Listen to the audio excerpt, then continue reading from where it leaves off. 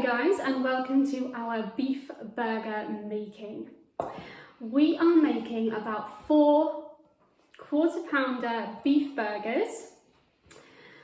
For this, you will need 500 grams of minced beef, which I have here in the bowl. As I am telling you what ingredients you will need, I am also placing it in my bowl and mixing it all together.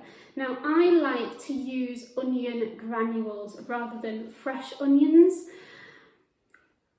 It's just my personal preference. You can do what you want. So, 1 teaspoon of onion granules in there, a nice, helpful, generous portion. I am then going to add some pepper and some salt. And of course, this is all personal taste as to how much of the ingredients you're wanting. And I like to have a chilli, some chilli in my beef burgers. So now I am going to grate in about half this frozen chilli. When chilli is frozen, it is really easy to grate it. However, you can also cut them up if they are not frozen, okay?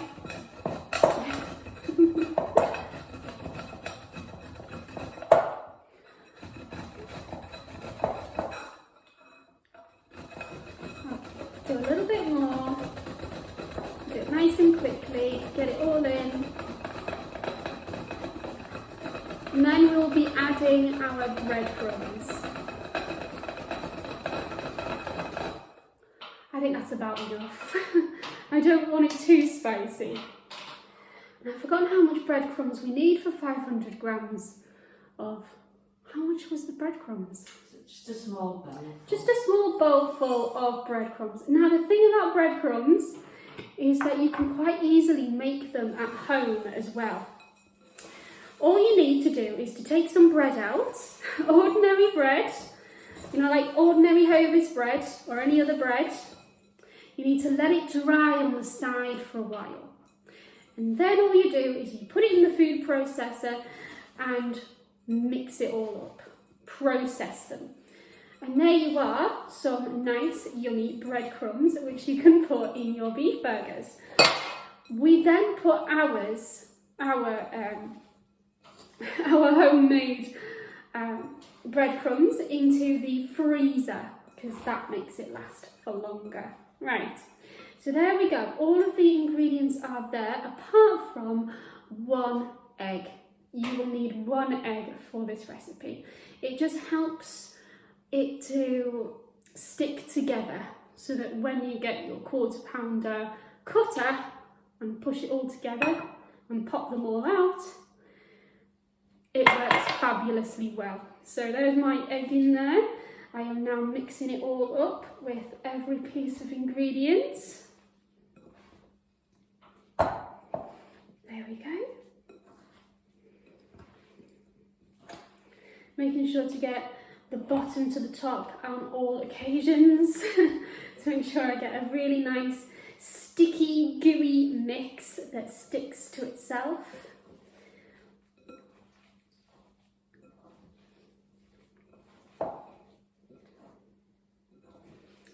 So if you have a look at this now, it does cling to itself, like this ball here. And that's kind of what you're looking for. Something that is all nice and mixed together so that it will actually stick all together as is, like that. And then that's an indication that you have mixed it appropriately. So now that I have my mix, I have decided to quarter it into my 4 lumps of meat, ready to go into my Lakeland bought quarter-pounder maker. On the top I have a little piece of paper, and that's just to help it not stick to my quarter-pounder maker. So here we go. Here's 1 meat-filled lump, and I'm going to squash it into my quarter-pounder beef burger maker. I'm making sure to get all areas covered, and then I'm just going to pop it out, splat it, as I would say, onto my baking tray. And I'm going to do that 4 times. Oh, sorry, another 3 times, obviously can't count. There we go. I think that's enough. I think that's more or less even. Right, there we go.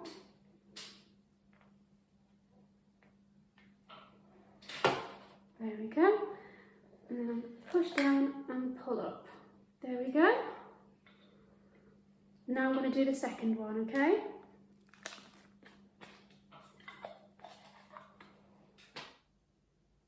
So now these are ready to be cooked. I'm going to turn on my fan oven to 160, and then hopefully in 20 minutes they will be fully cooked. However, partway through, remember to stop and turn them over. So 160.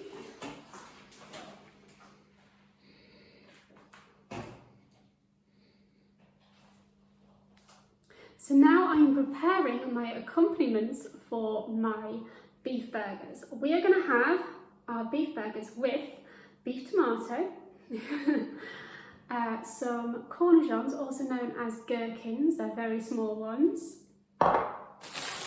lettuce, and on top we're going to have some Emmental cheese.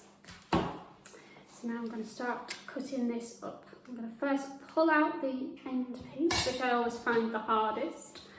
Then I'm going to start slicing it into thin enough slices, hopefully without cutting my finger off.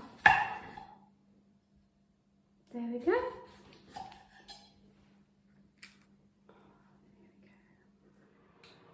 So we have our usual accoutrements,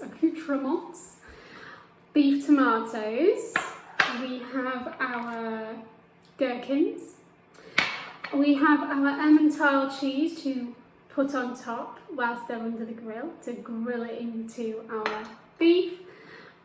But because it is a special occasion and it's family night, I've decided to make some homemade chipotle sauce, which is a mixture of chipotle mixed in with mayonnaise and put together. I'm hoping that you can see that. But what I'm also going to do is I am going to take some Parma ham and I'm going to put it under the grill for a little while so that it's nice and crispy, and then I'm going to sprinkle it on top of our burgers. Now when I make burgers, I like to use brioche buns. And what I like to do is I like to take my brioche and I like to toast them so that they're nice and crunchy for when we make them into burgers. So I will see you very shortly. So this is my Parma ham, nicely grilled. Obviously there's a fine line between nicely grilled and burnt. I think this is nicely grilled, or at least I hope this is nicely grilled.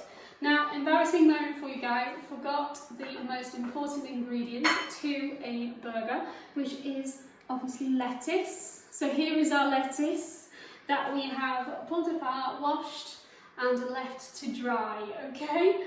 So, sorry about that. And now let's get on to the next step. So here we are outside with our burger sitting open on a plate. It is time to eat it, guys. We've got Emmental cheese on top, the Parma ham, and all the accompaniments to put on top of our burger. Then we put our lid on our burger, and that is our burgers complete. I really do hope you enjoy making this yourselves.